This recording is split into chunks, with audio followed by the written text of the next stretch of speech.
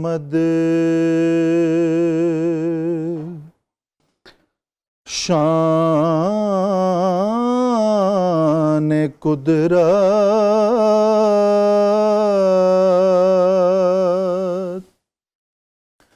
सैयदा ज़हरा बतूल जाने अहमद शान कुदरत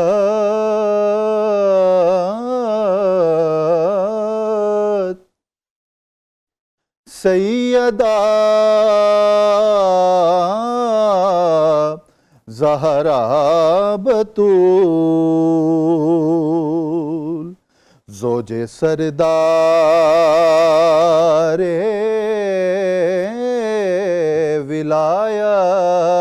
विलायत सैयदा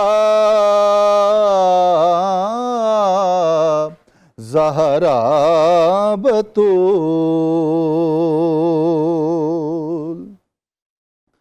मरकज़े तत्हीर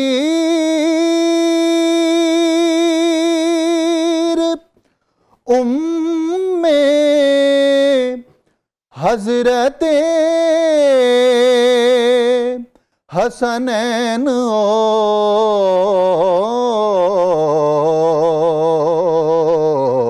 और हज़रते हसनैन और हज़रते हैदर की ज़ीनत सैयदा ज़हरा बतूल हज़रते हैदर की ज़ीनत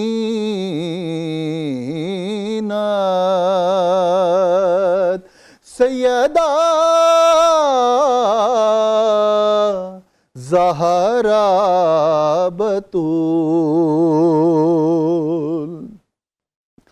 दो जहां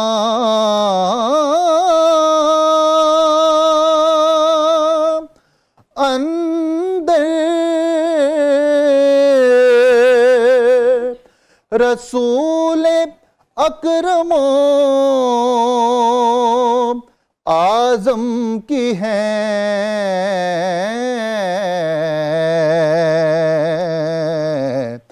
अक्से सूरत अक्से सीरत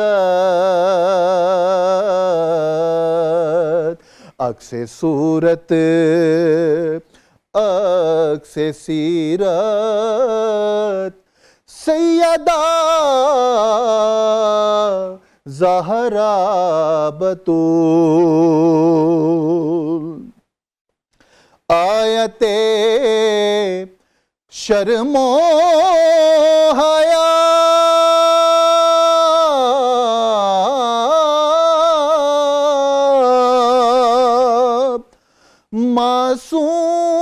मासूमियत की इंतहा सैयदा खातून जन्नत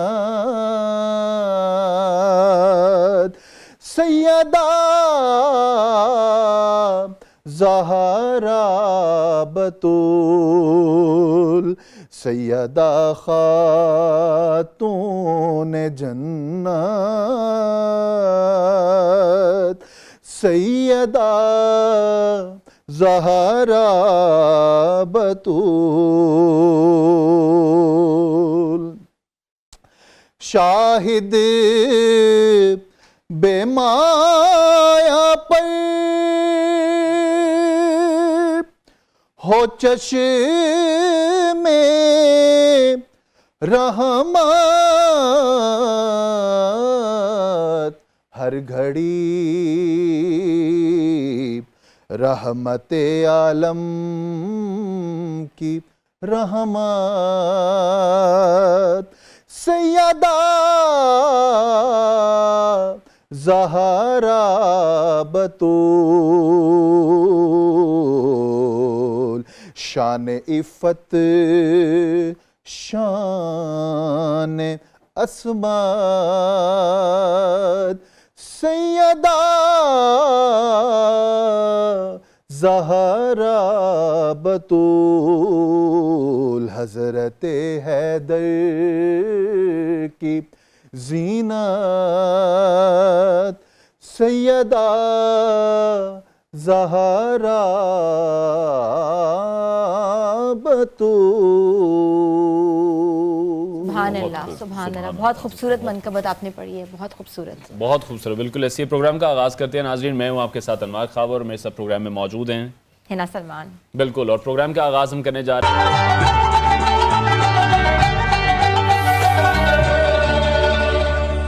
पैगाम रमज़ान में आपको एक बार फिर से खुश आमदीद कहते हैं। वफाकी काबीना का इजलास जारी था जहां वज़ीर आज़म शहबाज शरीफ गुफ्तगू कर रहे थे और अब हम अपनी ट्रांसमिशन को आगे बढ़ाते हैं। मेहमान हमारे साथ मौजूद हैं। मनकबत का आगाज़ हमने किया था, मोहम्मद असलान कादरी साहब ने बड़ा ज़बरदस्त समा उन्होंने बांध दिया था और इसके साथ साथ हमारे साथ मौजूद है मजहबी स्कॉलर हाफिज़ उस्मान ताहिर जप्पा साहब, जिनसे आज हम तीसरे पारे की अहमियत और फजीलत के हवाले से बात करेंगे। और अभी हिना सलमान मौजूद हैं कश्मीर के किचन में, जहाँ पर हमारी रेसिपी रेडी हो चुकी है, डिश आउट हो चुकी है। तो मैं चाहूँगा हिना से कि वो अब बात करें सना से और हमें बताएं कि आज कौन सी रेसिपी तैयार की गई है हमारे तमाम व्यूवर्स के लिए। जी हिना। जी अनवार, बिल्कुल रेसिपी जो है तैयार है और आज की रेसिपी पूछूंगी शेफ सना से। अस्सलाम वालेकुम, कैसी हैं आप सना? ठीक है ना, आपको रमज़ान मुबारक। खैर मुबारक आपको भी। आज हमारी जो किचन से, कश्मीर की किचन से कौन सी रेसिपी आपने बनाई है? हमने बनाया ब्रेड पॉकेट्स। उसकी जो हमने फिलिंग की है वो हमने की है मलाई चिकन में, ठीक है, जो कि सब्रोसो का चिकन था। उसमें हमने वेजिस ऐड किए हैं जिसमें हमारा टमाटर है, कैप्सिकम है और प्याज है। ठीक है, इसमें हमने मायो डाली है और हमारा सॉल्ट है, पेपरिका है, सोया सॉस है। इसको हमने मिक्स करने के बाद हमने 2 स्लाइस हमने डाले हैं इसके चीज़ के, ठीक है, मेल्ट होने तक किए। अब मैं आपको बताती हूँ, अब इसका मेथड भी बता दें आपने कैसे इसकी पॉकेट बनाई है। ये ब्रेड है, ब्रेड को 2 स्लाइस को हमने रखना है, ठीक है। उसको हमने इस तरह शेप पे करना है, ठीक है। हमने वो रोलर पिन से इसको नहीं करना, क्योंकि अगर हम रोलर पिन से करेंगे तो वो जब फ्राई करेंगे तो वो बैठ जाएगा, ठीक है। इसको ऐसे ही करना है, ठीक है। ये एग से इसको डिप करना है और ये हमारा है ब्रेड क्रम्स, ओके, ठीक है, ठीक है। ये अब हमने इसको डीप फ्राई करना है।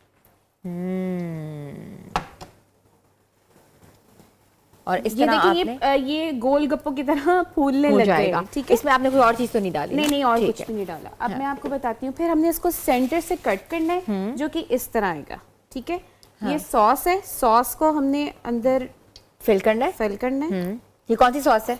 ये हमने खुद बनाई सराचा सॉस, ठीक है, क्रीम, और इसमें हमारा है मायो, ठीक है, और लेमन जूस है और केचप और थोड़े से पिंच आप नमक ऐड करके इसको मिक्स कर। ठीक है, सराचा सॉस आपने घर में बनाई है? हाँ जी, वेरी नाइस, ठीक है। और जो व्यूअर्स हमें देख रहे हैं उनके लिए आसानी के सराचा सॉस घर में कैसे बना सकते हैं, हमने उनको तरकीब बता दी है। वो अपने घर में ये सॉस बना के आप हाँ जी किसी भी चीज़ के लिए यूज कर सकते हैं। जी जी, इसमें हमने फिलिंग ऐड कर रहे हैं, ठीक है। अच्छा, आपने फिलिंग ऐड कर दी? हाँ जी।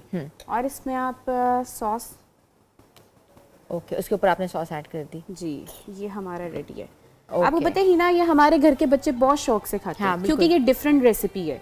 तो आज मुझे ये सब्रोसो की कचौरियाँ देख के याद आया। जब लास्ट टाइम हमने कचौरी मंगवानी होती थी ना, तो हमें अंदरून जाना पड़ता था। तो मेरी हाला अंदरून थी, तो कहना पड़ता हाला कचौरी खानी है तो वो अंदरून से भेजती थी। लेकिन सब्रोसो एक ऐसा ब्रांड है जिसने हमें फ्रोजन कचौरियाँ दी हैं, जो कि हम डीप फ्राई करते हैं तो वो हमारी 5 मिनट में रेडी हो जाती है। बिल्कुल ऐसी जब डीप फ्राइंग की बात आती है तो क्यों ना कश्मीर के ऊपर बात की जाए। कश्मीर कुकिंग ऑयल बनास्पति 60 साल से आपके मजीद लम्हात को हिस्सा रहा है। कोई भी मौका हो, खुशी हो, गम हो, उदासी हो या परेशानी भगानी हो, खाना हमेशा से बेहतरीन बना है। अगर मैं बात करूं इसकी, तो इसमें कहते हैं ना कि कोई भी बहाना जो है वो काम नहीं आएगा, क्योंकि कश्मीर बहुत ही खालिस है और तैयार करता है 100% अपने दानादार किस्म के ऑयल से। मज़ीद खाने और अपनों का साथ हमेशा से ही हमारी सकाफत का हिस्सा रहा है और इस ताल्लुक़ को मज़ीद मजबूत बनाने में कश्मीर ऑयल और बनास्पति आप अपने किचन में अपना हिस्सा बनाए। थैंक यू सो मच सना। आज हमारे आपकी बात काट, आज हमारे साथ ड्रिंक भी है जो कि 7 सना, हम ड्रिंक के ऊपर थोड़ी देर में आपके पास आएंगे और मज़ीद बात करेंगे, लेकिन यहाँ लेते हैं छोटी सी ब्रेक के बाद वापस आते हैं, क्योंकि आप देख रहे हैं पैगाम रमज़ान न्यूज़ पर।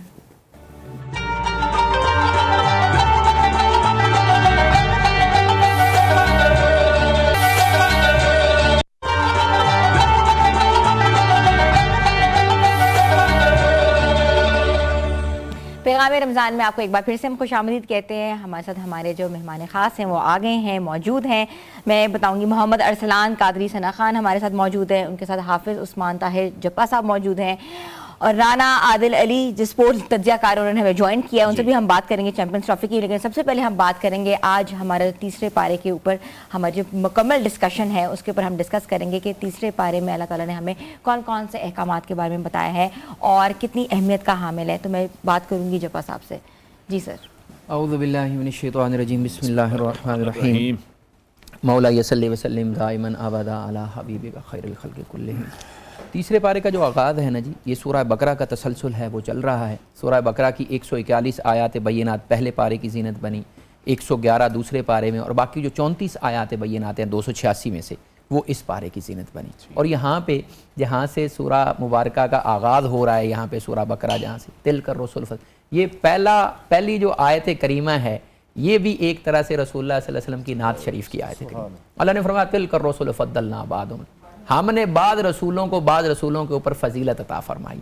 कैसे? मिनहुम मन कल्लम अल्लाह, अल्लाह ने उनमें से कईयों से कलाम फरमाया, वरफ़अ बादहुम दराजात, और कईयों के दर्जे उनसे भी बुलंद किए। अब कलाम के बाद जो अगला दर्जा है वो मेराज का है। तो मुफस्सिरीन किराम ने लिखा है कि रसूलुल्लाह सल्लल्लाहु अलैहि वसल्लम की इसके अंदर भी तारीफ हुई है। फिर आगे चल के अल्लाह करीम ने यहाँ पे अपनी जो आयतुल कुर्सी, जिसको तमाम आयत की सरदार आयत कहा जाता है, उसको बयान फरमाया, वो भी तीसरे पारे की ज़ीनत बनी। अल्लाह फरमाता है ला इलाहा हुवल हय्युल क़य्यूम, वो हर वक्त जिंदा है, हर वक्त जानने वाला है और पूरी कायनात को वो सहारा दिए हुए। और फिर उसमें भी नात शरीफ का एक आप कह लें कि अल्लाह ने कर दिया कि मन ज़ल्लज़ी यशफ़अउ, कोई है ऐसा जो उसके सामने शफात कर सके?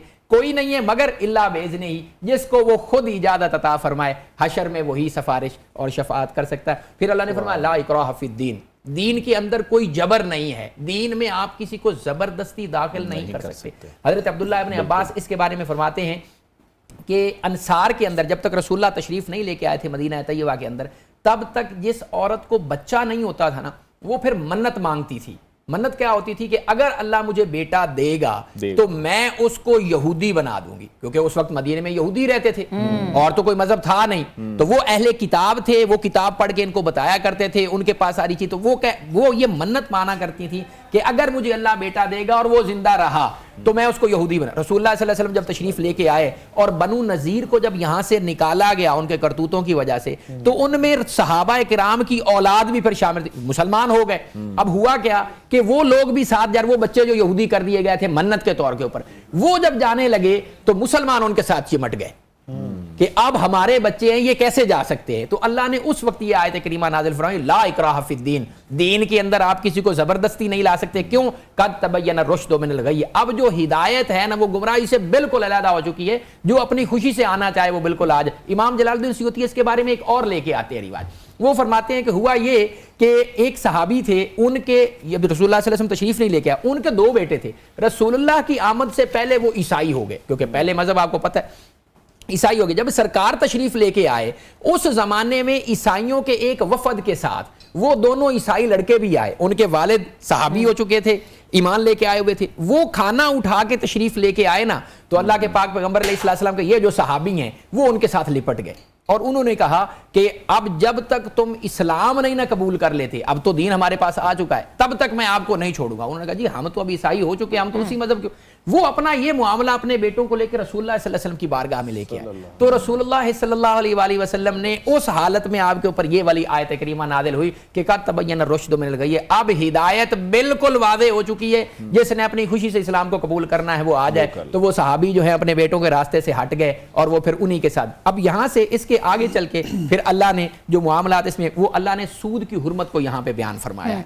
अल्लाह फरमाता है यमहकुल्लाहु रिबा व युर्बी सदाकात, अल्लाह जो है वो रिबा को कम करता है और सदके को अल्लाह फरमाता है कि यहाँ पे बढ़ाता है। तो ये जो हुर्मत सूद है ये आयत नंबर 275 से शुरू होती है। अल्लाह फरमाता है अल्लज़ीना याकुलूना रिबा ला यकूमुना इल्ला कमा यकूमुल लज़ी यतखब्बतहु शैतान मिनल मस, वो लोग जो सूद खाते हैं कयामत में ऐसे उठेंगे बावले होके जैसे किसी को शैतान हाथ लगा के बावला कर दे। यानी जो सूद खाने वाले लोग हैं अल्लाह ने उनकी यहाँ पे इतनी वईद बयान फरमाई है।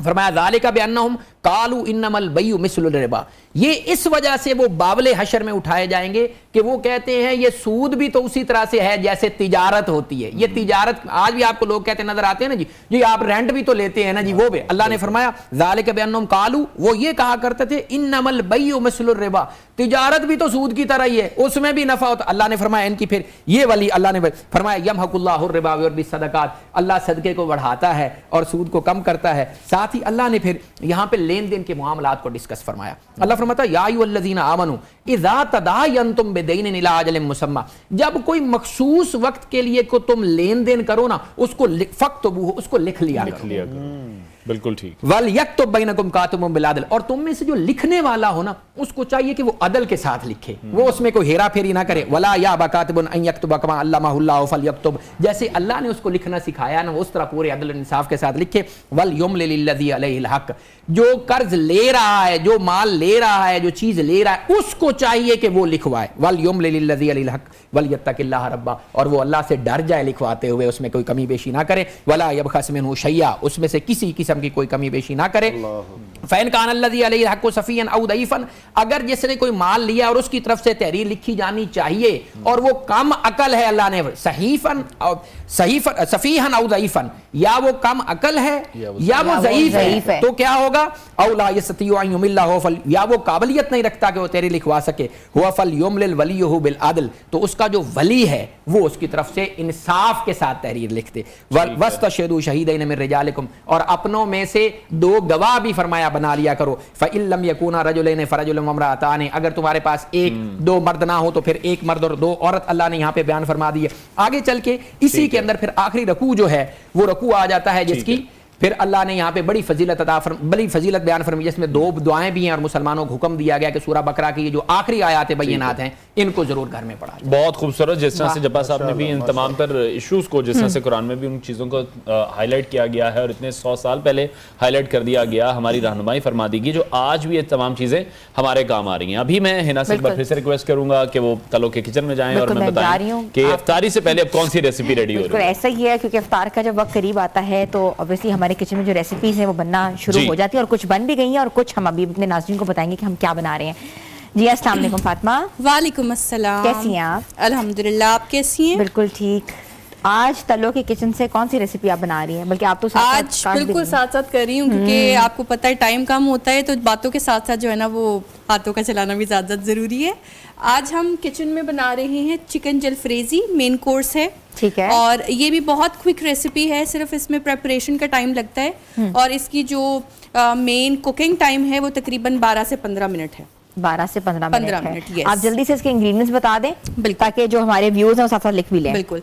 इसमें जो है वो चिकन हम लेंगे ब्रेस्ट पीस, बोनलेस लेंगे। आप इसको अपनी मर्जी से कटिंग कर सकते हैं, 2-3 तरह की इसमें कटिंग जा सकती है। जूलियन पतले लंबे स्ट्रिप्स में भी आप काट सकते हैं, या फिर आप काट सकते हैं साइड रेक्टेंगल शेप में बहुत बारीक बारीक, और या फिर आप क्यूब भी ले सकते हैं, तीनों शेप्स में आप कर सकते हैं। उसके साथ जो है ना वो हम ऐड करेंगे इसके अंदर जो मेन जलफ्रेजी के 3 आइटम्स इंग्रेडिएंट्स होते हैं वो कैप्सिकम है। Capsicum can be in any colour, आप कोई भी कलर इस्तेमाल कर सकते हैं, ग्रीन, रेड, क्योंकि ग्रीन हमारा नॉर्मली इजीली हर जगह से अवेलेबल है, मिल जाता है। अदरवाइज अगर आप कलर्स थोड़ा सा खूबसूरत देना चाह रहे हैं उसको, तो आप मल्टी कलर्स के साथ भी जा सकते हैं। ठीक है। उसके साथ हम ऐड करेंगे रेड अनियन और साथ में हम ऐड करेंगे टमाटो।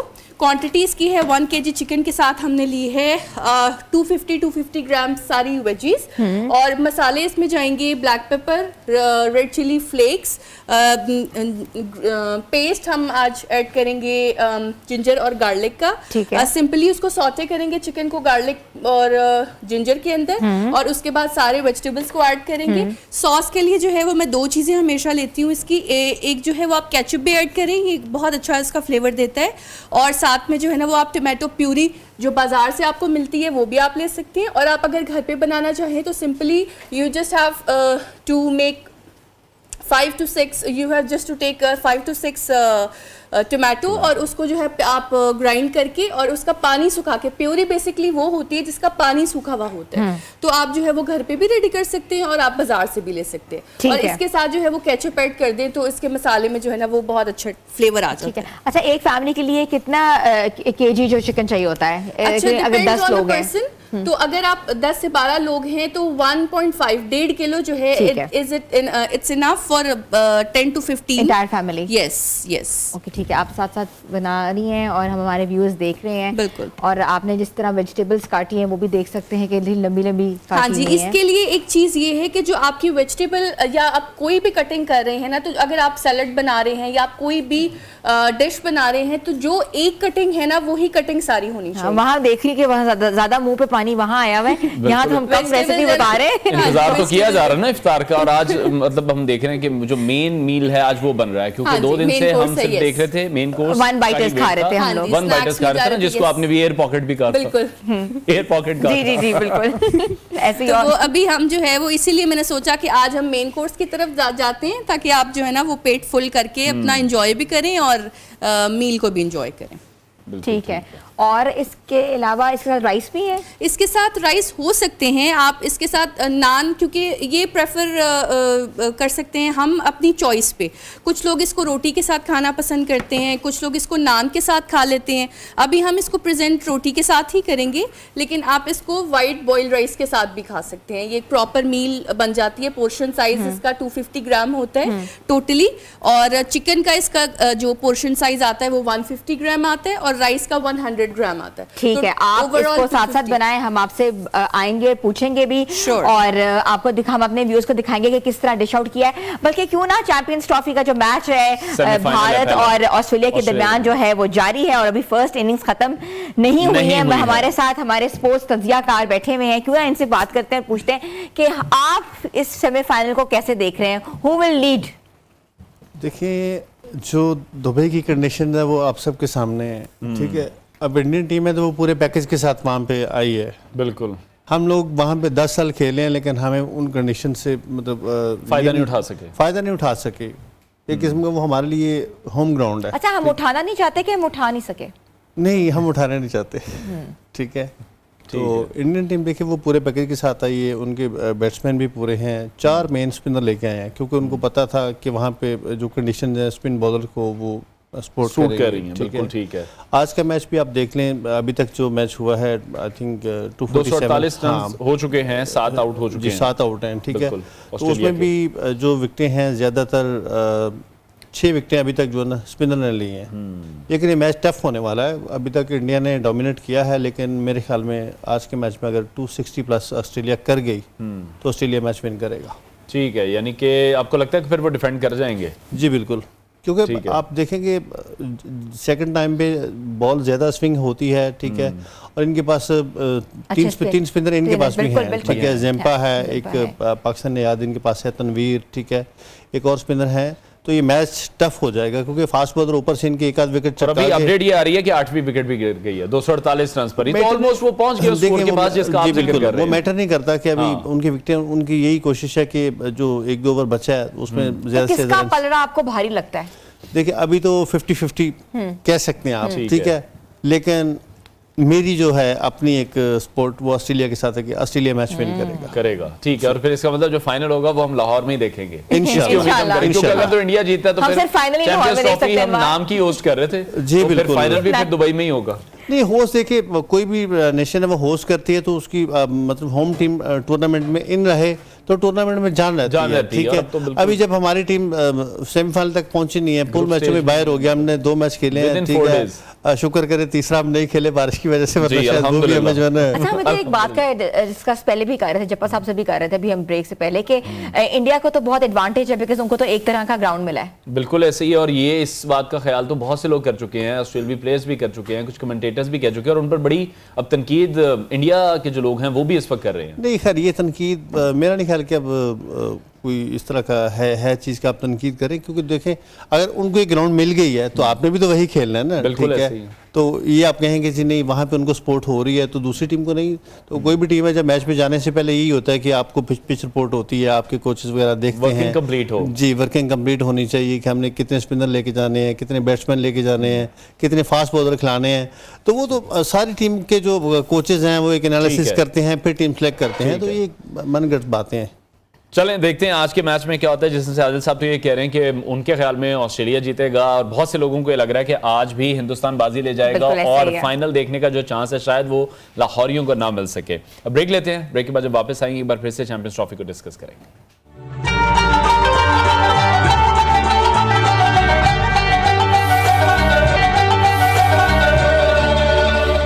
वेलकम बैक टू पैगाम रमज़ान और गुफ्तगू का आगाज़ हम करने जा रहे हैं अपने तमाम मेहमानों से। माहिर तालीम डॉक्टर समन राव ने भी हमें शो में ज्वाइन कर लिया है। उनसे भी हम ये जानने की कोशिश करेंगे कि रमज़ान के दिनों में हम देखते हैं कि जो बच्चों की रूटीन है, सुमन एम आई राइट? हाँ, तो वो जो रूटीन है वो बड़ी डिस्टर्ब हो जाती है। तो माओं के लिए किस तरह से वो उन्हें गाइड करेंगी कि हम किस तरह से उनकी रूटीन बेहतर कर सकते हैं, क्योंकि माएँ किचन में भी बिजी होती हैं तो बच्चों की जो पढ़ाई है वो डिस्टर्ब हो जाती है। लेकिन अभी हम बात करते हैं चैंपियंस ट्रॉफी के हवाले से, जहां इस वक्त मुकाबला जारी है दुबई के मैदान में। इंडिया वर्सेस ऑस्ट्रेलिया पहला सेमीफाइनल है और अब देखना यह है कि कौन सी टीम आज जीती है। ब्रेक पर जाने से पहले भी हम ये डिस्कस कर रहे थे और हमारे जो स्पोर्ट्स एनालिस्ट हैं वो ये कह रहे हैं कि ऑस्ट्रेलिया के जो चांसेस हैं जीतने के वो काफी ज्यादा हैं। इनिंग्स आई गेस अभी खत्म होने वाली है ऑस्ट्रेलिया की और बैटिंग लाइन अब ये डिपेंड करता है। हिंदुस्तान की बैटिंग लाइन तो बहुत अच्छी है। ये देखना है कि किस तरह से ब्रेक थ्रू ऑस्ट्रेलिया को मिल सकता है अगर उन्होंने मैच जीतना है। हमारा बहुत से फैंस को देखते हैं जो कहते हैं कि इंडिया को हारना चाहिए। हम ये नहीं कह रहे इंडिया को हारना चाहिए, लेकिन हम ये चाह रहे हैं कि फाइनल लाहौर में होना चाहिए और वो तभी होगा जब इंडिया हारेगा। तो बात एक ही है। आदिल साहब इस पे कोई कमेंट करना चाहेंगे कि नाजरीन एक बड़ा अच्छा फाइनल हम मिस कर देंगे अगर इंडिया ये जीत जाता है सेमीफाइनल? नहीं, इंशाल्लाह ऑस्ट्रेलिया मैच ये विन कर जाएगा। आज आप बहुत कॉन्फिडेंट हैं। इतना जो इतना पाकिस्तानी टीम को लेकर कभी कॉन्फिडेंट नहीं, जब भी मेरे शो में आए हैं। बेसिकली जो है मैंने आपको पहले बताया था कि जब ये हमारी टीम गई है, ठीक है, तो हम पहले दिन से डिस्कशन कर रहे थे जब अनाउंस हो गई थी, ठीक है, तो उसी टाइम से हमें पता था कि इन्होंने क्या गुल खिलाने हैं, ठीक है, पता होता है ना। अब जारी बात है कि हमारा प्रोफेशन है तो इतना तो फिर आइडिया होता ही है। बिल्कुल।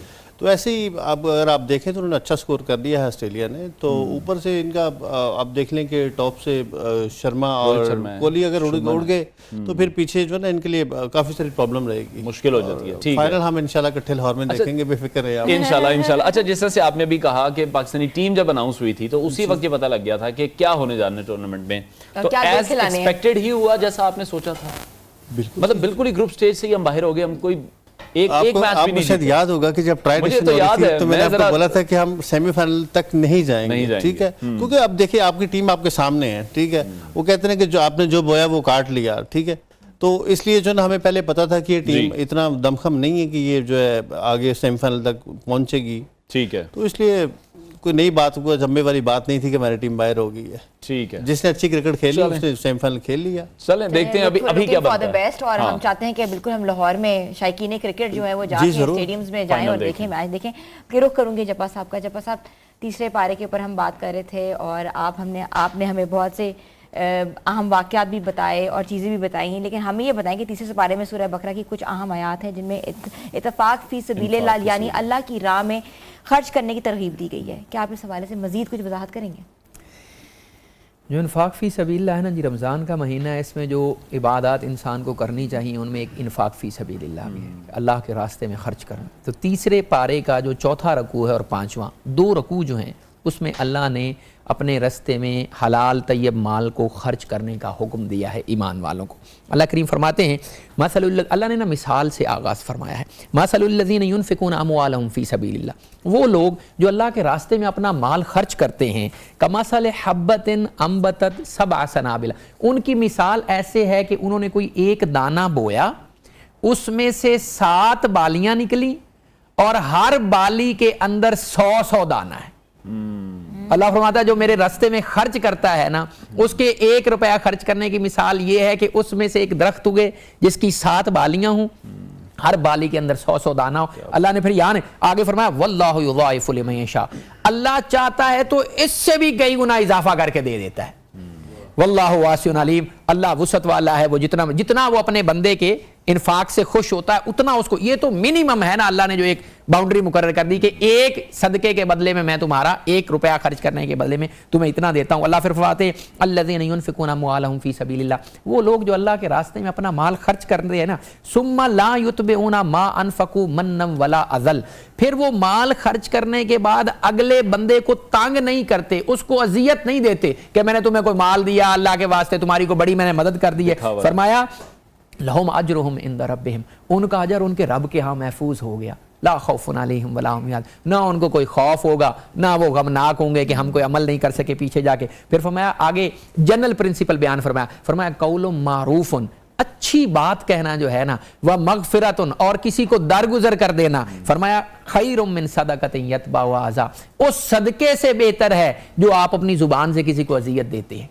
कौलुम मारूफ व मगफिरतुन। फिर फरमाया या अय्युहल्लज़ीना आमनू ला तुब्तिलू सदक़ातिकुम बिल मन्नि वल अज़ा, ईमान वालो अपने सदके को अजियत दे के खत्म ना करो, अपने सदके को बर्बाद ना कर दिया करो अगले को अजियत दे के। कल्लज़ी युनफ़िक़ु मालहु रियाअन नास, ना उस बंदे की तरह हो जो रियाकारी के लिए खर्च करता है। फिर उसकी मिसाल अल्लाह ने बयान फरमाया कि जो रियाकारी के लिए खर्च करता है ना, वला युमिनु बिल्लाहि वल यौमिल आखिर फमसलुहु कमसलि सफ़वानिन, उसकी मिसाल ऐसे है जैसे एक चट्टान हो, अलैहि तुराबुन, और उसके ऊपर कुछ मट्टी पड़ी हुई हो, फिर क्या हो, फ़असाबहु वाबिलन फ़तरकहु सल्दा, उसके ऊपर जब मूसलाधार बारिश पड़ती है ना, तो वो जो चट्टान के ऊपर थोड़ी बहुत मट्टी होती है ना, वो भी बह के निकल जाती है, यानी वो बिल्कुल और ही चटियल हो जाती है। ला यक़दिरुन अला शै। अल्लाह ने फिर फरमाया वो लोग, ये तो रियाकार हो गए, जो अल्लाह के लिए खर्च करते हैं वो कैसे है, व मसलुल लज़ीना युनफ़िक़ूना अम्वालहुम इब्तिग़ा मरदातिल्लाह, वो लोग जो अल्लाह की रज़ा के लिए खर्च करते हैं उनके लिए फरमाया कमसलि जन्नतिन बिरबुअतिन, उनकी मिसाल ऐसे है कि कोई एक ऊंचा बाग हो, ऊंचाई के ऊपर,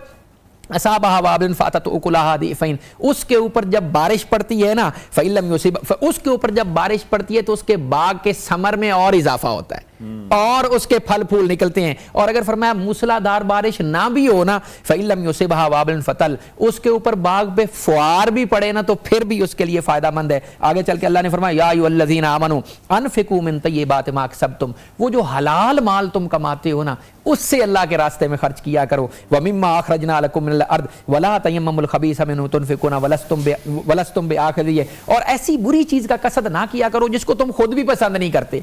आगे फरमाया अश्शैतानु यईदुकुमुल फ़क़्र, इन शैतान तुम्हें डराता है कि तुम अल्लाह के रास्ते में खर्च करोगे ना तुम फ़कीर हो जाओगे, लेकिन वल्लाहु वयअमुरुकुम बिल फ़हशा, और तुम्हें फ़हाशी की तरगीब देता है। वल्लाहु यईदुकुम मग़फ़िरतम मिन्हु व फ़दला, उसके बदले में अल्लाह तुम्हारे साथ वादा करता है बख्शिश का, अगर तुम मेरे रास्ते में खर्च करोगे। शैतान डराता, हमारे यहाँ यही है ना, किसी को कोई रुपया निकाल के देना हो तो हम 4 दफा सोचते हैं। कुछ लोग आपको ये भी कहते हुए नजर आते हैं हजरत जी देख के दिया करें। मैं उनको अक्सर कहता हूं अल्लाह ने तुम्हें देख के दिया, बिल्कुल ऐसे ही, या तो अल्लाह तुम्हें भी देख के देता ना, मेरी सलाहियत के मुताबिक उसने अपने फजल से दिया है। तो जब कोई सवाल करने आता है, इमाम ज़ैनुल आबिदीन अलैहिस्सलाम के बारे में आता है कि जब वो किसी के हाथ में कोई रुपया देते थे ना सदका का, उसको वहां पे रखना, फिर उठा के उसको चूमना, फिर दोबारा रखना। किसी ने पूछा इमाम साहब आप क्या फरमाते, ये क्या करते? फरमाया पाक पैगंबर अलैहिस्सलाम ने फरमाया जब इंसान सदका देता है ना, तो वो जिसके हाथ में जाता है उसके हाथ में जाने से पहले एक दफा अल्लाह के हाथ में जाता है, फिर उसके हाथ में जाता है। फरमाया अभी अल्लाह के हाथ में चला गया, इसको मैं उठा के इसलिए चूमता हूं। इमाम अलैहिस्सलाम के बारे में आता है कि रमजान शरीफ में कोई और काम नहीं करते, सिर्फ इबादत करते थे, सदका दिया करते थे। फरमाया युतल हिकमत मन यशाअ व मन युत इन्नमा इन तुब्दु सदकाति फनिम्मा हिया, अगर तुम एलानिया सदका दो वो भी तुम्हारे लिए बेहतर है। व इन तुखफूहा व तुअल फुकरा फहुवा खैरुल लकुम, अगर तुम खुफिया भी देना चाहते हो तो तुम्हारे लिए वो भी बेहतर है। अल्लाह ने तुम्हें दोनों रास्ते दे दिए। फिर फरमाया लिल फुकरा अल्लज़ीना उसिरू फी सबीलिल्लाह, उन लोगों के ऊपर खर्च करो जो अल्लाह के रास्ते में नहीं निकल सकते, उनके पास इतनी सकत नहीं है। ला यस्ततीउना दरबन फिल अर्द, वो जमीन में चलने फिरने की ताकत नहीं रखते, इतना माल उनके पास नहीं है। यहसबुहुमुल जाहिलु अगनिया मिनत तअफ्फुफ, वो जो उनको जानता नहीं है ना, वो लाइल्मी की वजह से समझता है कि इसको जरूरत ही नहीं है। मगर अल्लाह फरमाता है तारिफुहुम बिसीमाहुम, तुम उनके चेहरों से ही उनको देख सकते, सफेद पोश लोग हैं, उनके चेहरों से उनको पहचान सकते हो कि यार इस बंदे को जरूरत है। ला यसअलून अन्नास इल्हाफा, वो लोगों के पीछे पड़ के उनसे मांगते नहीं है। यानी अल्लाह तरगीब दे रहा है कि तुम्हारे यहाँ जो सफेद पोश जरूरतमंद है उसको देख के ढूंढ के उसको दिया करो। फिर फरमाया वमा तुनफिकू मिन खैरिन फइन्नल्लाह बि अलीम, तुम जो भी खर्च करते हो ना अल्लाह उसको जानता है कि ये तुमने खर्च किया है। अल्लज़ीना युनफिकूना अमवालहुम बिल्लैलि वन्नहारि सिर्रन व अलानियतन फलहुम, वो लोग जो दिन में और रात में और खुफिया और एलानिया खर्च करते हैं, अल्लाह फरमाता है फलहुम अजरुहुम इंदा रब्बिहिम, उनका अजर उनके रब के यहाँ। एलानिया से ये मुराद है कि वो बता के सदका दो, बता के सदका जो देना है ना, इससे आप बाकियों को तरगीब दे रहे हैं कि यार अल्लाह ने मुझे माल दिया। एक साहबी रसूलुल्लाह सल्लल्लाहु अलैहि वसल्लम के पास तशरीफ लेके आए और बड़ी मैली कुचैली हालत में थे, तो रसूलुल्लाह ने पूछा अल्लाह ने आपको माल दिया है? तो उन्होंने कहा दिया है। फरमाया जब माल दिया है तो वो नजर भी आना चाहिए तुम्हारी शख्सियत के अंदर। तो जब आप एलानिया सदका देते हैं इस नियत के साथ कि बाकियों को तरगीब होगी वो ठीक है। जब आप एलानिया ये देते हैं कि लोग दिखा, उसको तो अल्लाह ने रियान नास पीछे कह दिया ना, रियान नास की भी बता दिया और जो मरादातिल्लाह जो अल्लाह के लिए खर्च करता है वो उसके लिए भी बता दिया। ठीक है, यानी कि दोनों तरीकों से हमें गाइड कर दिया गया है कि अगर हम बता के भी सदका दे रहे हैं तो वो लोगों को तरगीब देने के लिए होना चाहिए, दिखावे के लिए नहीं होना चाहिए। अगले बार में जब वापस आएंगे तो जब्बार साहब से इस हवाले से मजीद भी गुफ्तगू करेंगे। ब्रेक लेते हैं, ब्रेक के बाद आपको दोबारा ज्वाइन करेंगे।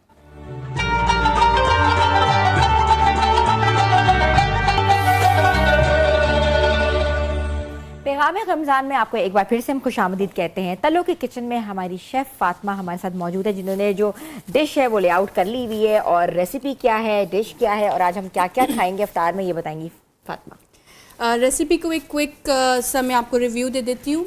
चिकन जो है वो हमने 1 kg लिया था, बोनलेस लेंगे। शेप आप कोई भी अपनी मर्ज़ी की कर सकते हैं, जूलियन या फिर क्यूब्स। उसके बाद हमने जिंजर गार्लिक पेस्ट में उसको थोड़ा सा सॉटे करना है, 4 से 5 मिनट्स को सॉटे करने के बाद वेजिटेबल्स ऐड कर देंगे। वेजिटेबल्स में से अगर आपको कोई चीज़ नहीं पसंद तो आप उसमें से लेस कर सकते हैं। हमने लिया है अनियन, कैप्सिकम और टमाटो। उसके अलावा आप स्पाइसेस में जो है वो बहुत ज़्यादा स्पाइसेस इसमें नहीं ऐड किए, सिर्फ रेड पेपर, सॉल्ट और अगर आप ऐड करना चाहें तो इसमें आप स्टॉक ऐड कर सकते हैं। स्टॉक जो है ना वो हर खाने को बहुत अच्छा, स्टॉक यखनी सिंपली आप बना के एक दफ़ा रख सकते हैं, तो आप हर खाने में पानी की जगह पे स्टॉक इस्तेमाल कर सकते हैं, उसका फ्लेवर बहुत ज़्यादा अच्छा आता है खाने में।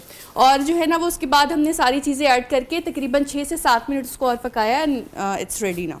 ठीक है, आपने डिश आउट कर दिया है? डिश आउट कर दिया मैंने, बिल्कुल ज़बरदस्त किस्म की गार्निशिंग की है आपने इसके ऊपर। Thank you. इसको आप जो है वो रोटी के साथ भी ले सकते हैं।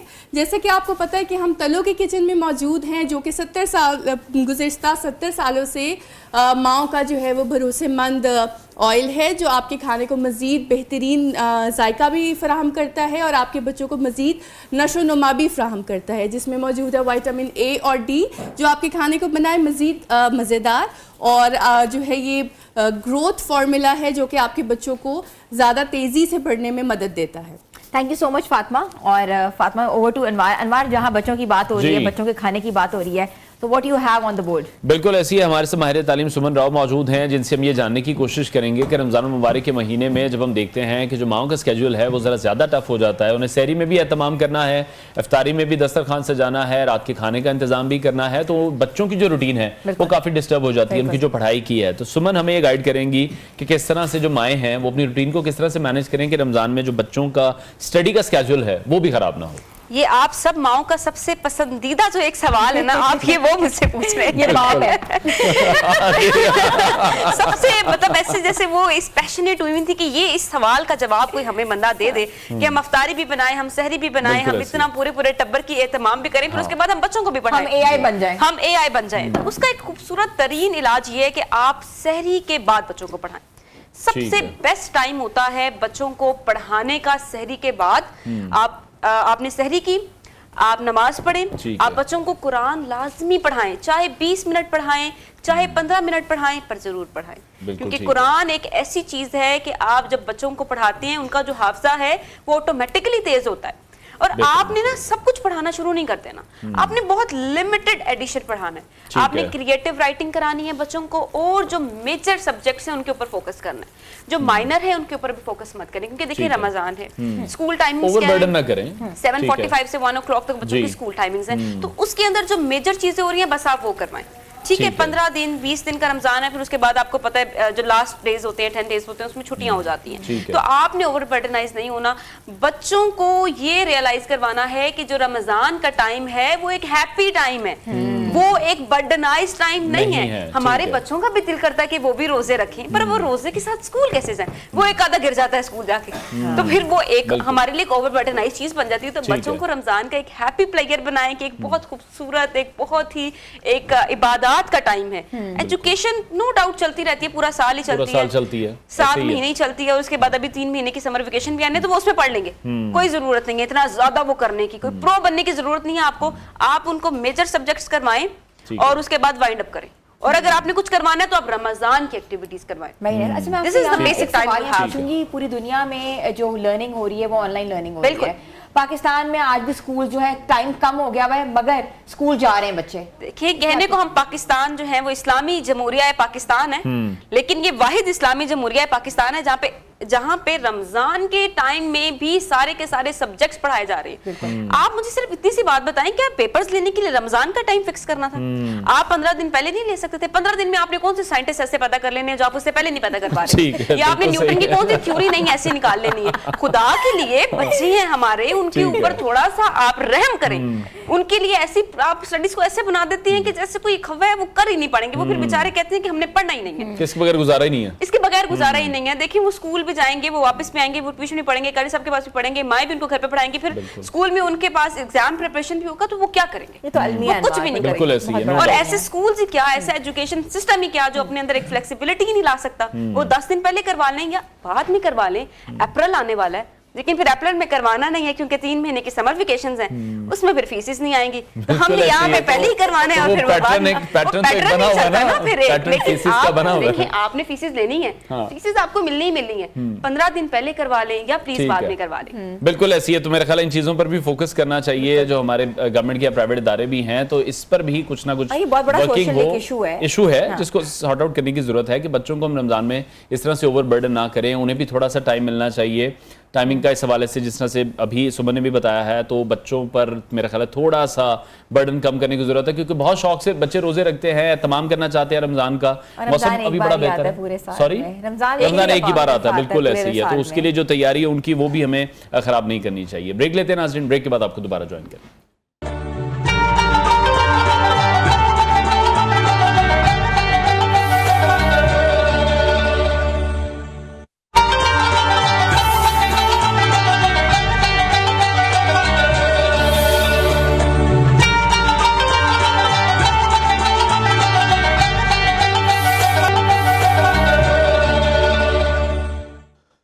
तनम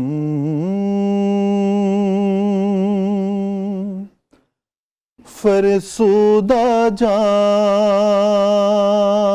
पारा ज़े हिजरा या रसूल अल्लाह।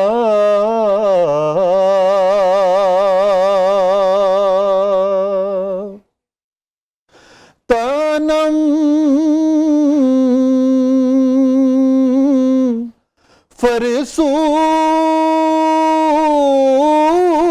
फरसूदा जा पारा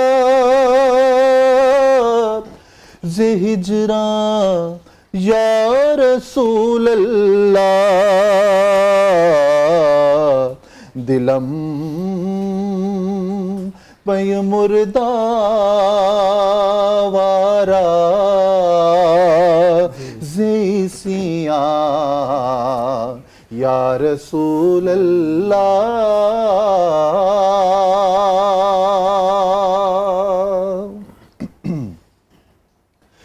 चुसुए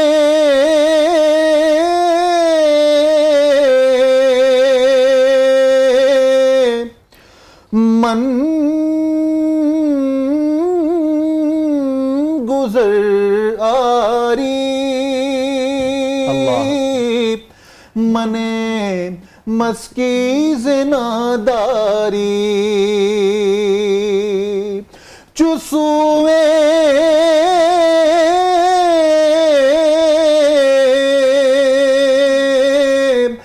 मन गुजर आरी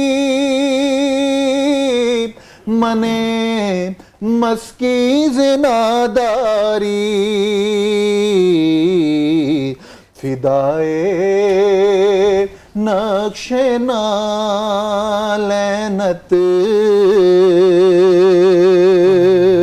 फिदाए नक्शे नालैनत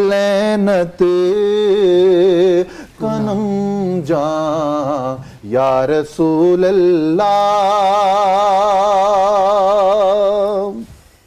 बड़े खूबसूरत शेर पेश कर रहा हूं।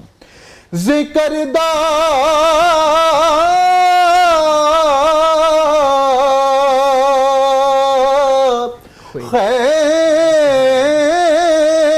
खैश हैरानम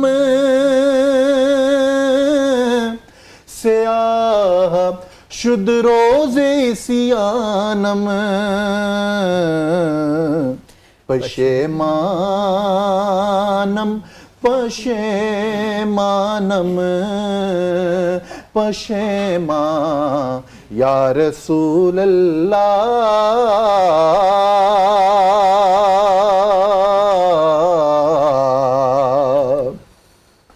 चुबाजू शफात अक्षानी बरगुनाहगारा मकन महरूम जामीरा दरा या रसूल अल्लाह। सुभान अल्लाह, बहुत खूब, सुभान अल्लाह, सुभान अल्लाह। जी आगे बढ़ते हैं और अब हम बात करने जा रहे हैं चैंपियंस ट्रॉफी के हवाले से। पहला सेमीफाइनल इस वक्त जारी है। 41 रन इस वक्त टीम इंडिया की तरफ से स्कोर कर लिए गए हैं। एक खिलाड़ी पवेलियन लौट चुका है जिनका नाम है शुभमन गिल, और इस वक्त मैच की सूरत के हवाले से हम डिस्कस करेंगे आदिल साहब से, जो काफ़ी कॉन्फिडेंट नज़र तो पहले आ रहे थे ऑस्ट्रेलिया के हवाले से। अभी भी आप टीम ऑस्ट्रेलिया के हक में ही हैं या आपको लग रहा है थोड़ी मुश्किल होगी? स्टिल विद ऑस्ट्रेलियन टीम, ठीक है। हाँ, इसमें भी कोई इतनी बड़ी बात नहीं। आप देखें दायरे के ओवर है, सर्कल चल रहा है, बिल्कुल, तो वो डेफिनेटली अटैकिंग क्रिकेट खेलेंगे इंडियन। और जो रोहित शर्मा हमेशा खेलते हैं। और ऑस्ट्रेलियन बॉलर भी उनको इतना मतलब जो ना विकेट विकेट बॉल इतनी टफ टाइम नहीं देंगे, वो भी थोड़ा सा चांस लेंगे, इनको रूम देंगे कि खुल के शॉटें खेलें। तो सारी बात है, बैट्समैन खुल के शॉट्स खेलता है तो गलतियां होती हैं। अब भारतीय बल्लेबाजों को क्या एडवाइस देंगे?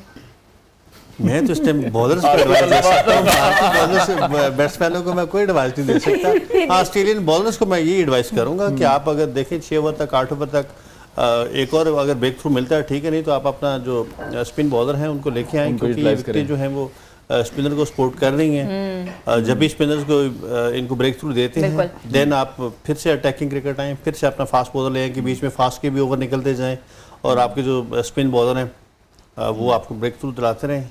मिला जुला कॉम्बिनेशन जो है ना इनका चलता रहे। ज़ैम्पा जो है वो इम्पैक्ट डाल सकते हैं कोई? जी बिल्कुल, ज़ैम्पा डाल सकते हैं। एक जो तनवीर है वो भी डाल सकता है, ठीक है। इसके अलावा मैक्सवेल डाल सकते हैं, तो बॉलिंग उनकी अच्छी है। ठीक है, चलें देखते हैं। अभी जल्दी आपने मतलब हथियार नहीं डालेंगे कि इंडिया मैच ले जाएगा, बड़ा टफ मैच होने वाला है। आप यहाँ क्रिकेट की बातें करें, क्रिकेट का मैच बहुत इंपॉर्टेंट है क्योंकि सेमीफाइनल इस वक्त जारी है। तो हम क्यों ना तल्लू के किचन से देखें कि हमारी रेसिपी बन गई है और हमारी शेफ जो फातिमा है वो इस वक्त किचन में मौजूद है। जी फातिमा, क्या बना रही है? हाँ जी, अभी हम बना रहे हैं डायनामिक चिकन।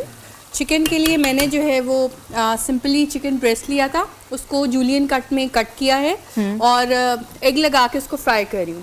फ्राइंग टाइम इसका है 5 to 6 मिनट्स इस स्ट्रिप्स का, ठीक है। एक दफ़ा ये हो जाती हैं फ्राई तो उसके बाद हम करेंगे, ये सॉस मैंने रेडी की है, मैं आपको बता देती हूँ इसके इंग्रेडिएंट्स। बेसिकली जो सारा टेस्ट है ना इस डायनामिक चिकन का वो इस सॉस का है, ठीक है। तो ये सॉस है mayonnaise, 1 cup of mayonnaise, 1 cup of cream, half cup of ketchup. Ketchup आप कोई भी ले सकते हैं, अगर आप टोमेटो केचप यूज़ करना चाहें, अदरवाइज अगर आप चिली केचप यूज़ करना चाहें तो आप दोनों यूज़ कर सकते हैं। और मस्टर्ड भी है? जी बिल्कुल, मस्टर्ड है इसमें 1 टेबलस्पून। बहुत लाइट सा सिने पेपर ऐड किया है मैंने क्योंकि इसमें चिली बिल्कुल भी नहीं है, लाइट सा है, और सॉल्ट, दैट्स इट। तो ये इसका चिकन जो है as you can see it is ready.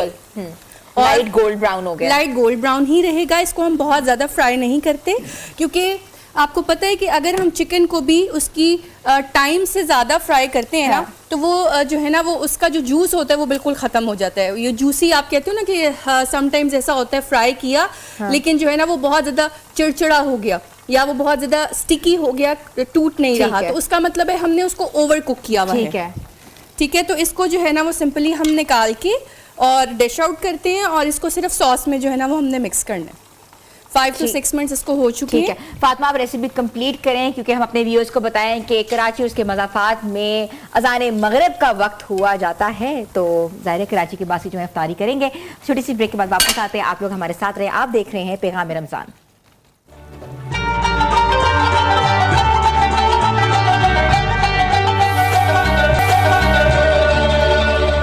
Welcome back to पैगाम रमज़ान। एक बार फिर से गुफ्तगू के सिलसिले को आगे बढ़ाते हैं। हाफिज़ उस्मान ताहिर जपा साहब हमारे साथ इन कॉन्वर्सेशन होंगे और उनसे हम जानेंगे तीसरे सिपारे के हवाले से जो हमें नेकी, सब्र और तकवे की तरफ माइल करता है और माह रमज़ान का ये महीना भी हमें यही सिखाता है। इसके साथ साथ मैं चाहूँगा कि तीसरे पारे में जो एक तारीखी वाक़यात भी कुछ मौजूद हैं, उसमें से भी जपा साहब एक तारीखी वाक़या हमारे साथ शेयर कीजिएगा।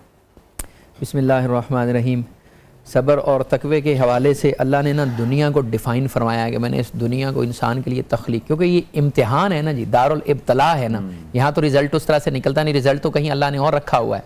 तो वो दुनिया को जब दारुल इम्तिहान बनाया तो अल्लाह फरमाता फिर मैंने इसको कैसे क्रिएट किया। अल्लाह फरमाता ज़ुय्यिन लिन्नास हुब्बुश शहावात, हमने ना दुनिया को बड़ा ही इंसान के लिए अट्रैक्टिव पैदा फरमाया, हमने बड़ा मुज़य्यन कर दिया है इसको। ज़ुय्यिन लिन्नास हुब्बुश शहावात मिनन निसा वल बनीना वल कनातिर, हमने इंसान को बेटे दे के, उनको ज़ौजैन बना के उनके लिए ये बड़ा अट्रैक्टिव कर दिया है। वल कनातिर मुक़ंतरत मिन ज़हब वल फ़िद्दा, उसको सोने और चांदी के ढेर जब नज़र आते हैं तो वो दुनिया की तरफ अट्रैक्ट होता है। वल खैलिल मुसव्वमा, और वो घोड़े जो उसने पाले हुए हैं अपने लिए, वल अनाम, और वो माल मवेशी जो उसने रखे हुए हैं। फिर फरमाया ज़ालिका मताउल हयातिद दुनिया, आगाह रहो कि ये फिर दुनिया की जीनतें ही हैं सारी, ये मालो मता फिर दुनिया में ही रह जाना है। वल्लाहु इंदहु हुस्नुल माब, अल्लाह के पास तुम्हारे लिए बहुत अच्छा सामान है अगर तुम उसकी तरफ तवज्जो। फरमाया कुल अउनब्बिउकुम बिखैरिम मिन ज़ालिक, ऐ मेरे महबूब पाक इनसे फरमा दीजिए मैं तुम्हें इस दुनिया से अच्छी चीज़ ना बताऊँ। कुल अउनब्बिउकुम बिखैरिम मिन ज़ालिकुम लिल्लज़ीना तक़ौ इंद रब्बिहिम, वो लोग जिन्होंने तकवा किया, आपने तकवे की बात की ना, जिन्होंने तकवा किया, इंद रब्बिहिम, रब के पास क्या है उनके लिए, जन्नातुन तजरी मिन तहतिहा अल-अनहार, अब अल्लाह के पास उनके लिए वो जन्नतें हैं जिनके नीचे नहरें बहती होंगी। हमने ना घरों में एंट्री के ऊपर वो थोड़ा सा शीशा लगा के ना नीचे से पानी गुजर रहा होता है, कुछ लोगों ने फसाड बनाए होते हैं इस तरह के, वो छोटा सा आपको छोटा सा पानी जहाँ से नीचे से गुजर रहा होता है ऊपर शीशे से, या आमतौर पर जब रिसेप्शन होती हैं तो उसके ऊपर भी बनाया होता है, कितना प्यारा लगता है। अल्लाह फरमाता है ऐसी जन्नतें हैं, ऐसे बाग हैं जिनके नीचे पानी बह रहा होगा, वो इंसान का मस्कन जो तकवा फरमाया करता है ना, उसके लिए मैंने ये वाले बागात वहां तैयार करे। बस इंसान सोच ही सकता है। हज़रत अब्दुल्लाह बिन अब्बास रज़ी अल्लाह फरमाया करते थे, अल्लाह की कसम है जन्नत की कोई एक चीज भी यहाँ दुनिया में नहीं है, ये सिर्फ अल्लाह ने समझाने के लिए हमें बताया कि मैंने तुम्हारे लिए वहां अंगूर पैदा कर रखे हैं, वहां खजूरें हैं, वहां इंजीर है, ये सिर्फ समझाने वाली बात है। जन्नत की फरमाया कोई चीज अल्लाह ने यहाँ नहीं पैदा फरमाई। फिर आगे फरमाया फ़ीहा अज़वाज मुतहहरत व रिदवान वल्लाह बश अल्लज़ीना यक़ूलूना रब्बना इन्नना, ये वो लोग हैं जो कहते हैं ऐ हमारे रब हम तेरे ऊपर ईमान लेके आए, फ़ग़फ़िर लना, तू हमें मुआफ़ फरमा दे, फ़ग़फ़िर लना ज़ुनूबना, हमारे गुनाहों को माफ़ फरमा दे। ये कौन लोग हैं? वो जो सब्र की आपने बात की, अल्लाह ने फरमाया ये वो लोग हैं अस्साबिरीन, जो सब्र करते हैं। फिर फरमाया वस्सादिकीन, ये सच्चे लोग हैं जो सच बोलते हैं। वल कानितीन, और ये फरमा बरदार हैं, ये रब की फरमा बरदारी में जिंदगी गुजारते हैं, जो हुदूद व क़यूद उसने मुतय्यन फरमाई उनसे बाहर नहीं जाते। अल्लाह ने दूसरी जगह फरमाया ना तिलका हुदूदुल्लाह है, ये अल्लाह की हदें हैं, उसको क्रॉस नहीं करते। फरमाया वल मुनफिकीना, ये अल्लाह के रास्ते में खर्च करने वाले लोग हैं, तकवा सब्र सर। वल मुस्तगफिरीना, और ये मगफिरत तलब करने वाले हैं अपने रब से। कब? बिल असहार, सहरी की आखिरी घड़ियों में, सहरी में अल्लाह से। हदीस पाक के अंदर आता है, मुफस्सिरीन कराम ने भी लिखा है कि बंदा सबसे ज्यादा करीब अपने रब के तब होता है जब वो सजदे की हालत में होता है। बंदा रब के करीब सजदे की हालत में, रब सबसे करीब बंदे की हालत में होता है जब वो तहज्जुद की हालत में होता है, यानी वो जो फजर की है ना तहज्जुद। फरमाया वल मुस्तगफिरीना बिल असहार, ये सहरी के वक्त में अल्लाह से मगफिरत तलब करते हैं, ये वो वाले लोग हैं। फिर फरमाया शाहिद अल्लाहु अन्नहु ला इलाहा इल्ला हु, आगे चलकर अल्लाह ने फरमाया इन्ना दीन इंदल्लाहिल इस्लाम, अल्लाह के यहाँ जो दीन है ना वो है ही इस्लाम। अल्लाह के यहाँ इस्लाम के अलावा और कोई दीन जो है वो पसंद नहीं है। आपने जिस वाक़े की तरफ इशारा फरमाया कि कोई वाक़या जो है जो तीसरे पारे की जीनत बना है, वो बिल्कुल इसके शुरू में अल्लाह ने हज़रत इब्राहीम अलैहिस्सलाम का वाक़या बयान फरमाया है। हज़रत इब्राहीम अलैहिस्सलाम ने एक दफ़ा अपने रब से ये सवाल किया, जब उनका मुकाबला हुआ है ना वहाँ पर निमरूद के साथ, तो निमरूद ने उनको कहा कि मैं भी जिंदा करता हूं और मैं भी मारता हूं।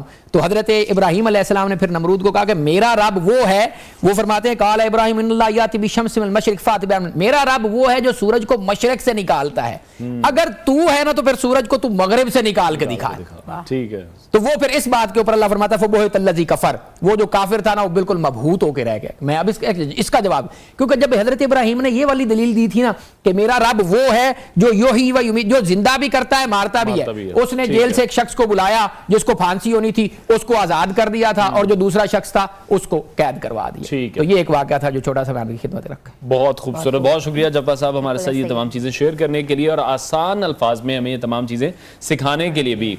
एक बार फिर से हम बात करेंगे सुमन राव से, हमारे साथ मौजूद है, माहिर तालीम हैं। सुमन, अभी बहुत से पेरेंट्स ऐसे हैं, सोशल मीडिया पर भी देखते हैं, हम अपने इर्द गिर्द भी घरों में भी देखते हैं कि वालिदैन ये कहते हैं कि बच्चे रमज़ान में ज़्यादा एक उन्हें एज मिल जाता है, सहरी में भी जब जागते हैं, लेट नाइट भी जाग रहे हैं, तो फ़ोन्स का इस्तेमाल बहुत ज़्यादा किया जा रहा है, सोशल मीडिया का इस्तेमाल बहुत ज़्यादा बच्चे कर रहे हैं। इसका क्या हल होना चाहिए, या फिर उनको सिर्फ इंफॉर्मेटिव चीज़ें ही हम उस पर भी दिखाएं? क्या इसका हल हो सकता है? अच्छा, बच्चे यूज कर रहे हैं फोन, के पास टाइम है? पहला सवाल तो ये फोन के लिए मेरा ख्याल है बहुत टाइम है कि बच्चों। अच्छा, और फिर बच्चे क्या करें? देखिए, एजुकेशन हम लोग उन्हें सुबह से लेके अगर रात तक पढ़ाई करवा रहे हैं, तो अगर वो थोड़ा सा टाइम, घंटा 45 मिनट्स अगर वो फोन यूज भी कर रहे हैं, देखिए इसमें कोई हर्ज नहीं। हमारी लाइफ में तो और बहुत सी जिम्मेदारियां हैं, बहुत सी चीजें हैं। बच्चों की लाइफ के अंदर उस तरह की ना एजुकेशन, ना उस तरह की एक्टिविटीज, ना आउटसाइड जैसे हम लोग अपने जमाने में खेला करते थे, उनके पास वो उस तरह से तो कुछ भी नहीं है ना। और टैबलेट्स या फोन तो आप नहीं लेकर दिए हुए ना उनको, जब लेके दिए हुए तो अब उन्होंने यूज भी करने हैं, लेकिन बर्दाश्त भी करें, अब थोड़ा सा बर्दाश्त भी करें। बच्चों को कैसे हम यूटिलाइज करा सकते हैं, उनका ये टाइम, कौन सी प्रोडक्टिव चीजें उनके साथ कर सकते हैं? बहुत सी YouTube के ऊपर बच्चों की नमाज एक्टिविटीज हैं, बच्चों की दुआएं हैं, इतने खूबसूरत तरीन लेक्चर्स आते हैं, आप बच्चों को वो करवाएं, या आप खुद इन्वॉल्व हो जाएं।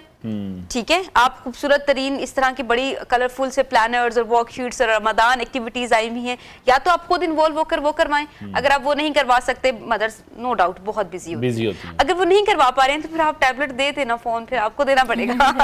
ये भी अच्छा है, but we have to keep an eye on them as well, वो देखना है कि बच्चे कौन सा कंटेंट देख रहे हैं। अच्छा, कुछ मैच के वाले से भी बिल्कुल जी डिस्कस कर लें। फाइनल चल रहा है इस वक्त, और राणा साहब की शक्ल देख के मैं चाहूंगा कि जरा हमें थोड़ा अपडेट कर दें मैच में चल क्या रहा है इस टाइम पे। 63-2, ठीक है, यानी कि हिटमैन भी चले गए हैं पवेलियन और शुभमन गिल भी चले गए और 63 रन हो चुके हैं। जी आदिल साहब, क्या लग रहा है आपको? अभी मैच बहुत बाकी है, अभी 200 रन बहुत मैच पड़ा है, बिल्कुल ऐसे ही है। अभी 204 रन चाहिए इसको, ऑस्ट्रेलिया को, बिल्कुल ऐसे ही, ठीक है, सॉरी इंडिया को, तो ठीक है। आप इतनी जल्दी मतलब नहीं, हम तो अब आपकी ओपिनियन पूछ रहे हैं। मेरी ओपिनियन तो थोड़ी सी ली है, क्योंकि अगर रोहित होते, मेरी ओपिनियन वही है, ठीक है, हाँ, ये फाइनल हावर में देखेंगे। चलें जी, इंशाल्लाह हम भी ये उम्मीद करते हैं। तो वैसे अगर रोहित रहते तो आपको लगता है कि थोड़ी सी गेम देखिए मजीद टफ हो जाती है, कितना भी कर सकते हैं ना। एक साइड से रोहित चले, एक साइड से वो विकेट संभाल रहा है, मार भी रहा है, दूसरी साइड से अगर विकेटें गिर रही हैं तो जैसे विकेट अपना बिहेवियर दिखा रही है इस पूरे टूर्नामेंट में, जो दुबई की विकेट का बिहेवियर है बैट्समैनों के लिए, ठीक है, तो नहीं कर सकते थे। लेकिन क्रिकेट आखिरी बॉल तक आप कुछ नहीं कह सकते, बिल्कुल ऐसे ही है। लेकिन मेरी राय क्रिकेट बाय चांस, लेकिन आपकी राय अभी भी वही है कि ऑस्ट्रेलिया ही मैच जीतेगा।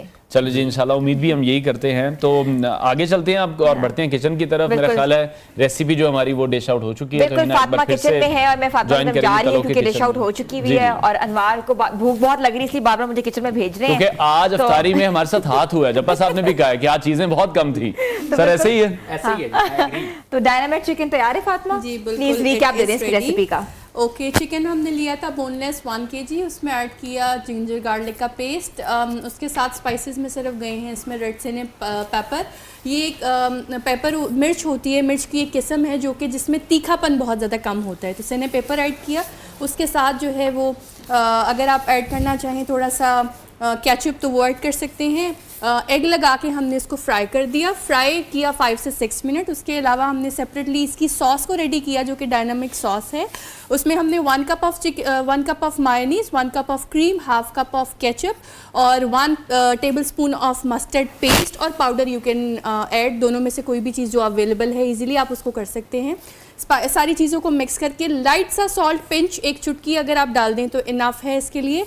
और इस सॉस को जो है वो आप चिकन के साथ मिक्स करके इसको थोड़ी देर के लिए कवर कर दें, सो दैट जो चिकन है वो थोड़ा सा सॉफ्ट हो जाएगा, टेंडर हो जाएगा। हाँ जी, और मज़ीद टेंडर हो जाएगा। ठीक है, सो दैट्स डिश हमारी बन चुकी हुई है, डायनामाइट चिकन बने हुए हैं। चलें जी, और अब हम खाएंगे भी डायनामाइट चिकन। बिल्कुल, लेकिन ये है कि अभी हम बात कर रहे थे सेमीफाइनल की भी, हमने बच्चों की भी बात कर ली, हमने अपना आज जब आपको भी तो क्रिकेट का बड़ा इंटरेस्ट है, आप भी, मैं भी देख रहा था ब्रेक में प्रॉपर मैच लगा के देख रहे थे, आपको क्या लग रहा है कौन जीतेगा? देखें, एक होती है किनके ख्वाहिश, chances हैं? एक होती है ख्वाहिश और एक अच्छा। होती है हकीकत। ठीक है, ख्वाहिश तो वही है जो हम सब की है कि लाहौर में मैच लाहौर होना में चाहिए, मैच हो, और बिल्कुल उसकी ऐसे। वही जैसे और आप- इनडायरेक्टली वो वही है कि हिंदुस्तान इंडिया अगर हारेगा तो फिर ही है। ठीक है। और जो अपेरेंट है, मैं बिल्कुल इनकी बात से एग्री करता हूँ कि रात का टाइम है ना जी, और स्पिनर उन्होंने अब डाल दिए बिल्कुल। शुरू वाले, अब ये 100 इनका चलते चलते कहीं 25 ओवर तक चला जाएगा, तो उसकी वजह से जैसे जैसे टाइम गुजरेगा तो ये प्रेशर जैसे बिल्ड ऑन होगा, तो फिर एक आधी विकेट चटकाना तो कोई मसला ही नहीं है। जब बॉल आपका टर्न करना शुरू हो जाता,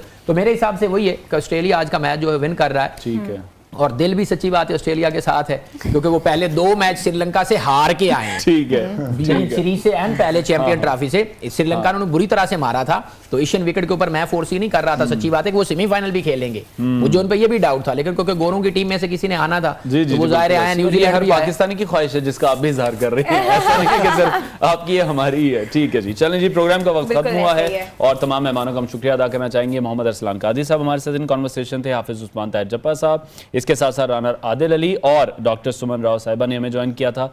आप सबका बहुत शुक्रिया और हमारे व्यूवर्स का भी बहुत शुक्रिया जो हमारी इस ट्रांसमिशन को देखते हैं और कुछ ना कुछ इस ट्रांसमिशन से सीखने की भी कोशिश करते हैं। कल मिलेंगे इंशाल्लाह। अपना बहुत सारा ख्याल रखिए। पैगाम रमजान में आपसे कल फिर मुलाकात होगी। अल्लाह हाफिज।